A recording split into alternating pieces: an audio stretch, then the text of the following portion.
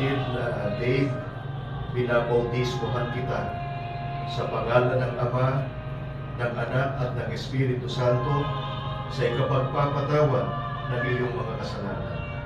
Amen.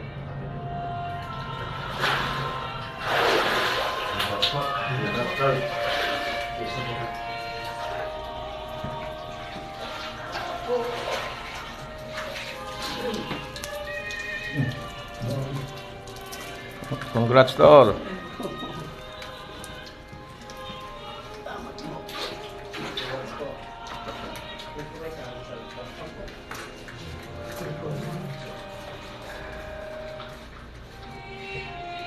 Kapatid na Errol, binabautismohan kita sa pangalan ng Ama, ng Anak at ng Espiritu Santo sa ikapagpapatawad ng iyong mga kasalanan.